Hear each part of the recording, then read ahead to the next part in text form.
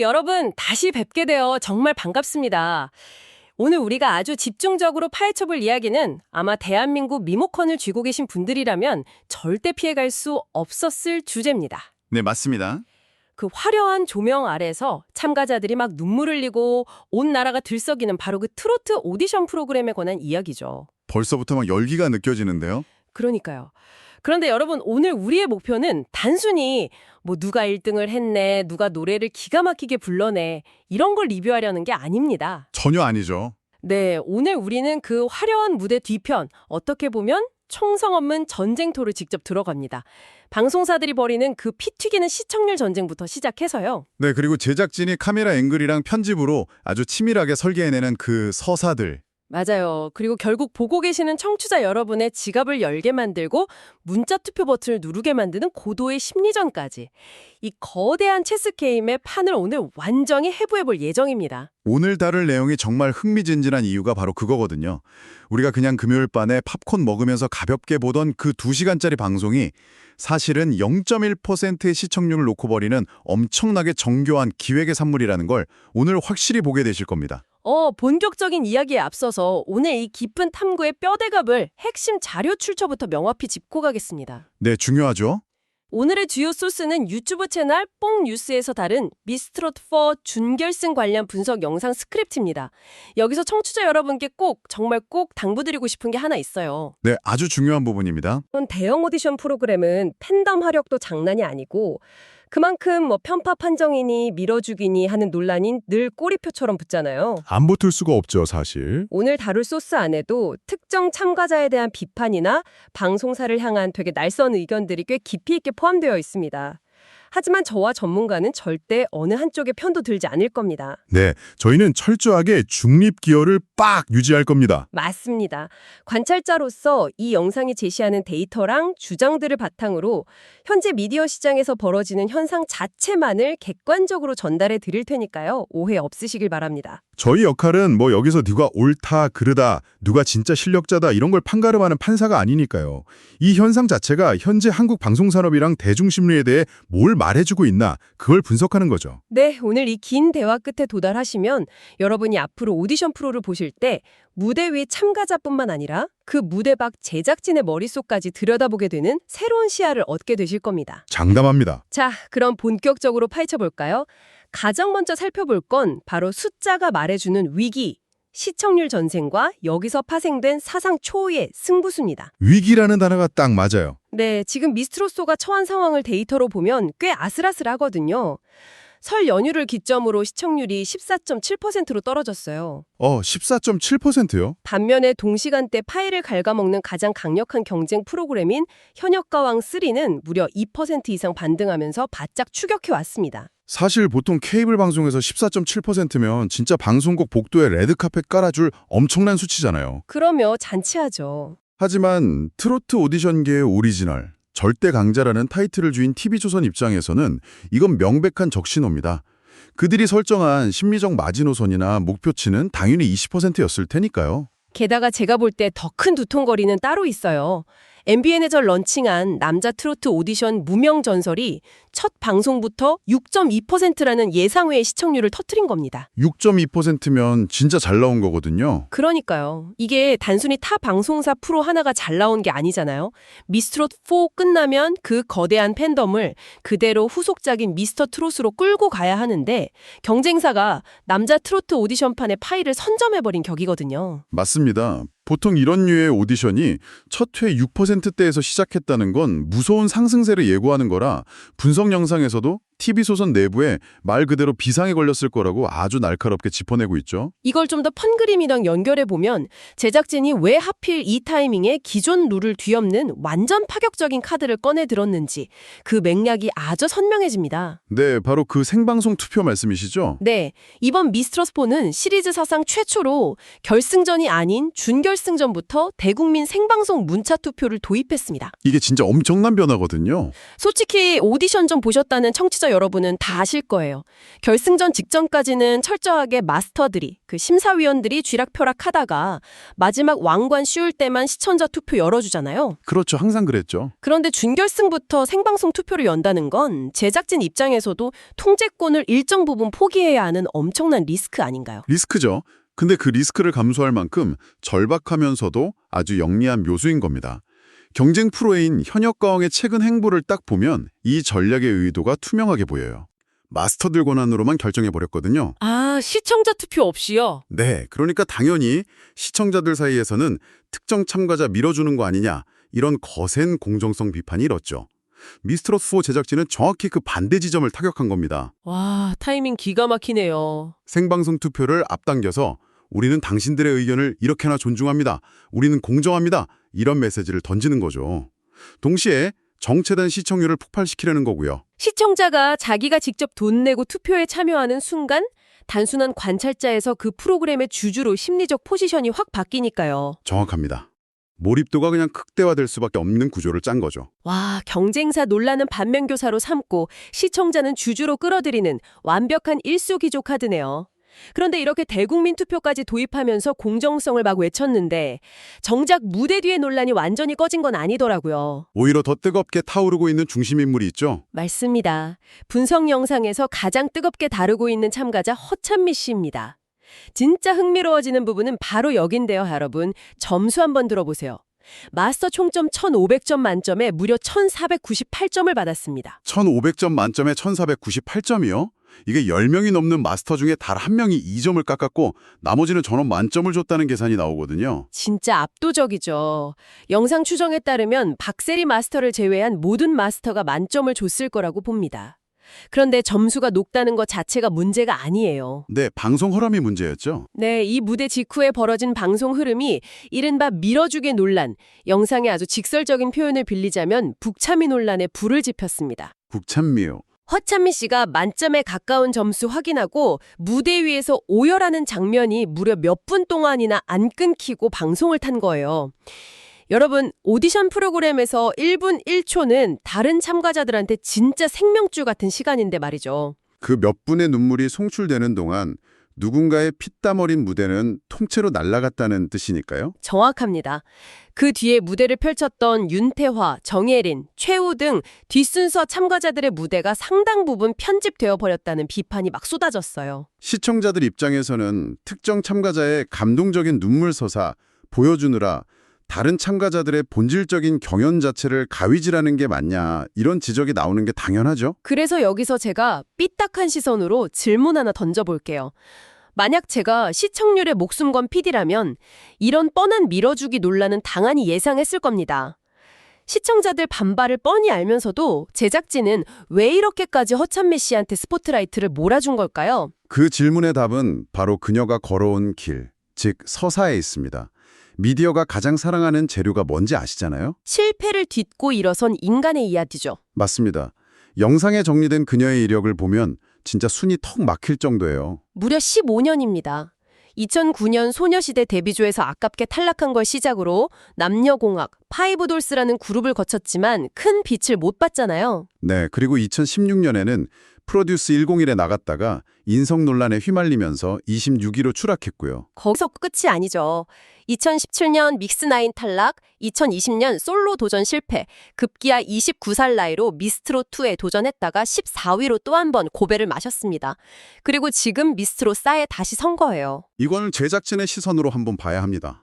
오디션 프로그램에 완전히 처음 나오는 신선한 원석도 좋지만 대중을 단번에 TV 앞으로 끌어당기는 진짜 힘은 사실 이런 아는 얼굴의 처절한 서사에서 나오거든요. 아, 한국 대중문화 특유의 정서인 그 한을 완벽하게 자극하는 거군요. 네, 장윤정, 진성 마스터가 심사평에서 어머니와 딸의 합동작전이다, 어머니의 애틋한 사랑 덕분이다 하면서 극찬한 것도 단순한 노래 실력에 대한 평가가 아닙니다. 15년간 실패한 딸을 지켜본 어머니, 그리고 다시 무대에 선 딸이라는 강력한 휴먼 드라마에 딱 마침표를 찍어주는 연출이네요. 바로 그겁니다. 하지만 솔직히 말해서 트로트판에서 제2의 송가인, 제2의 임영웅 같은 신선한 흑진주를 찾고 싶어하는 정통 시청자들 입장에서는 15년 동안 온갖 방송에 다 나왔던 중고 신인이 화면 독점하는 게 꽤 피로하게 느껴지지 않을까요? 당연히 필요하죠. 반발도 심할 겁니다. 하지만 방송사 입장에서는 무풀보다는 악플이 낫다는 철저한 화제성 계산이 깔려 있는 겁니다. 아, 차라리 욕을 먹는 게 낫다? 조용히 흘러가는 완벽한 무대 10개보다 시청자들끼리 막 왈가왈부하면서 커뮤니티를 달구게 만드는 논란의 무대 하나가 시청률 반등에는 훨씬 효과적이거든요. 청취자 여러분도 한번 떠올려 보시길 바랍니다. 우리가 어떤 참가자한테 깊이 감정이입을 할 때 그게 온전히 나의 선택인지 아니면 15년의 서사와 마스터들의 감동적인 멘트 그리고 적절한 타이밍에 쫙 깔리는 배경음악이 만들어낸 촘촘한 그물에 걸려든 것인지 말입니다. 뼈 때리는 분석이네요. 결국 오디션은 논의가 아니라 스토리를 파는 비즈니스라는 게 확 와닿습니다. 네, 그런데 이런 제작진의 의도된 서사 구축 외에도 지금 미스트롯 사회 생태계를 아주 기묘하게 비틀고 있는 또 다른 현상이 있습니다. 어떤 거죠? 분명 트로트 오디션인데 정작 정통 트로트 가수들이 추수감사절 철면조처럼 줄줄이 추풍낙엽으로 떨어지고 있다는 사실입니다. 여기서 정말 흥미로운 점은 장르의 벽을 무너뜨리는 방송사의 의도적인 외연 확장 전략이에요. 외연 확장이요? 소스 영상을 보면 최윤, 김다나, 정예린, 장혜리 같은 그야말로 뼛속까지 트로트인 참가자들이 대거 탈락의 고배를 맞았어요. 네, 진짜 찐 트로트 창법 쓰시는 분들이죠. 네, 근데 그 빈자리를 누가 채우고 있느냐? 바로 발라드 가수 출신인 유미 씨 같은 타장르 참가자들입니다. 이들이 계속해서 높은 마스터 점수 받으면서 끈질기게 살아남고 있거든요. 트로트 찐팬들 입장에서는 뒷목 잡을 일이죠. 아니 꺾기도 제대로 안 하고 발라드 청법으로 부르는데 왜 트로트 오디션에서 자꾸 점수를 포주냐 이런 불만이 폭주하는 게 너무 당연해 보여요. 팬들의 불만은 정당합니다. 하지만 다시 시청률 20%라는 방송사의 지상과제로 돌아가 볼까요? 네. 트로트 오디션에 벌써 몇 시즌입니까?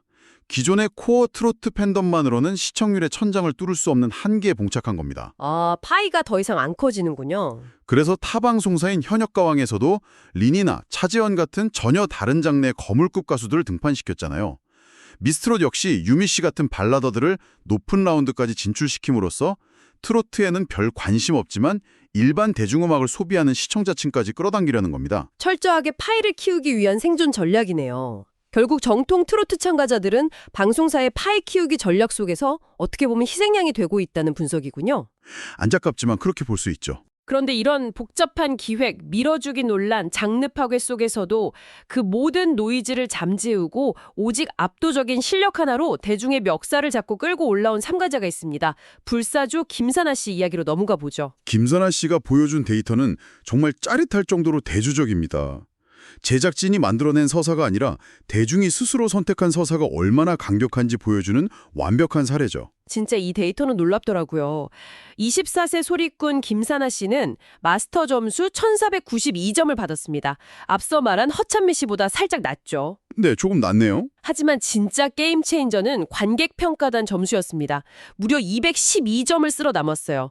이게 어느 정도 수준이냐면 항생 최상위권을 다투던 윤서나 홍성윤 씨가 193점, 기려원 씨가 157점, 윤태화 씨가 191점이었거든요. 와, 212점이면 진짜 압도적이네요. 다른 강력한 우승 후보들을 관객 점수 하나로 완전히 압살해버린 겁니다. 이 지표가 시사하는 바가 굉장히 큽니다.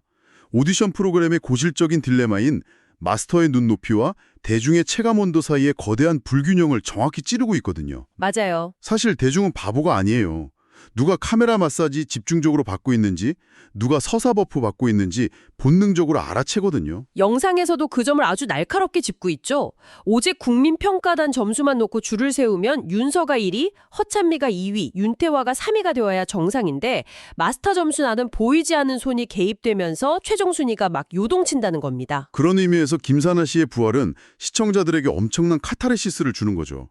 너희들이 아무리 서사를 짜고 편집으로 누군가 밀어줘도 우리가 진짜라고 느끼는 실력자는 우리가 투표로 살려낸다. 이런 대중의 선전포고 같은 거니까요. 그래서 김사나 씨한테 불사징하는 별명이 붙은 거군요. 기획된 서사를 거부하고 날 것 그대로의 실력으로 대중과 직접 교감에 성공한 캐릭터. 결국 이 무대는 방송사의 치밀한 통제와 그 통제를 뚫고 나려는 대중의 의지가 끊임없이 충돌하면서 에너지를 만들어내는 공간인 셈입니다. 이런 개별 서사나 실력파들의 부상도 너무 뜨겁지만 사실 무대 뒤편에서는 판을 통째로 흔들 수도 있는 더 거대한 구조적 미스터리가 하나 벌어지고 있습니다. 드디어 그 이야기인가요? 네, 자연스럽게 준결승전의 핵심이자 이번 분설의 마지막 주제, 신곡 무대와 미스터리한 팀전으로 넘어가 보겠습니다. 준결승전부터는 참가자들이 각자에게 주어진 신곡으로 승부를 보게 되는데요. 네. 장윤정 마스터가 총괄한 신곡 무대 선공개 영상을 보면 또다시 익숙한 이름이 센터를 차지했습니다. 바로 허찬미 씨입니다. 또 허찬미 씨군요. 심지어 팬들 사이에서는 이 팀이 아예 허찬미 팀으로 불리고 있다고 하네요. 허찬미, 홍성윤, 윤서, 윤태와 길려원. 이름만 들어도 진짜 어벤져스급인 이 5명이 한 팀을 이뤘습니다. 아이돌 그룹이든 오디션 무대든 센터가 상징하는 권력은 절대적이잖아요. 그 팀의 정체성이자 현재 제작진이 가장 힘을 싣고 있는 메인스트림이라는 시각적 선언이죠. 네, 그런데 진짜 문제는 반대편 팀에서 터졌습니다. 당초 준결승에는 10명의 참가자가 남아서 5대5로 맞붙는 그림이 그려져야 정상인데 유미, 김사나, 이소나, 염유리 등이 속한 반대편 팀 무대 영상에 딱 4명만 서 있는 겁니다. 한 명이 비네요. 원래 있어야 할 이엘리아 씨의 모습이 흔적도 없이 사라진 거죠. 이 대목에서 진짜 중요한 질문을 하나 던지게 되네요. 생방송 투표를 앞둔 준결승전에서 한 명의 공백이 발생했다. 이건 단순한 참가자 한 명의 이탈이 아니라 프로그램 전체의 룰을 뒤흔들 수 있는 엄청난 변수거든요. 영상에 따르면 이엘리아 씨가 그전부터 컨디션 난조를 겪어왔기 때문에 완전히 자진하차를 한 것인지 아니면 단순히 이번 팀미션 무대에서만 일시적으로 제외된 것인지 온갖 추측이 난무하고 있다고 합니다. 하지만 진짜 중요한 건 그녀의 하차 여부 자체가 아니잖아요. 네, 핵심은 그래서 결승에 몇 명이 올라가느냐죠.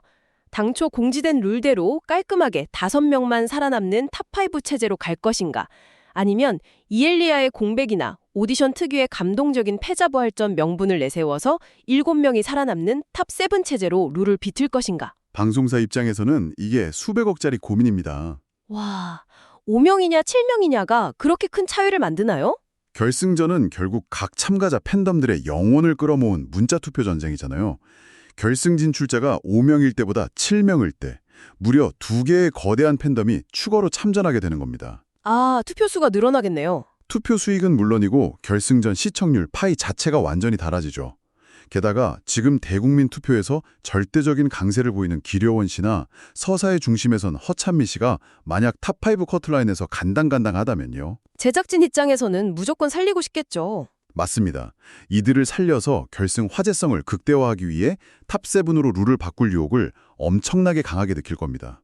듣고 보니 진짜 소름이 돋네요.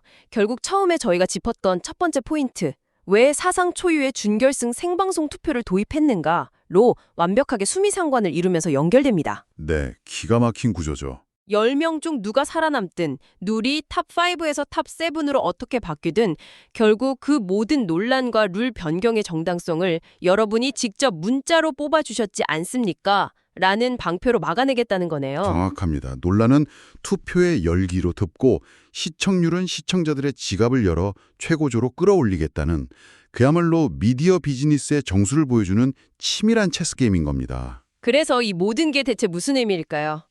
청취자 여러분, 오늘 우리가 깊이 파고든 이 이야기들을 한 줄로 꿰어보면 진실은 명확해집니다. 네. 우리가 매주 금요일 밤마다 챙겨보는 이 오디션 프로그램은 단순히 누가 고음을 잘 내나 겨루는 순진한 학예회가 아닙니다. 절대 아니죠. 이것은 20% 시청률에 목을 맨 방송사의 절박한 생존 전략, 15년이라는 한 인간의 눈물겨운 실패의 서사, 장르의 벽을 부숴서라도 외연을 넓히려는 몸부림, 그리고 이 모든 통제를 뚫고 자신만의 진짜 영웅을 찾아내려는 대중의 심리가 복잡하게 얽히고 설킨 거대한 사회학적 실험실과 같습니다. 오늘 이 대화를 끝까지 들으신 청취자님들은 장담하건대 이번 주 방송 보실 때 시야가 완전히 달라지실 겁니다. 180도 달라지겠죠. 카메라가 굳이 저 참가자의 우는 얼굴을 몇 분씩이나 잡아주는 이유가 뭔지, 왜 갑자기 룰이 바뀌었는지, 마스터 심사평 뒤에 숨은 의도가 뭔지 그 이면에 톱니바퀴 돌아가는 소리를 듣게 되셨을 테니까요. 무대 위에서 노래하는 사람들의 매력도 참 좋지만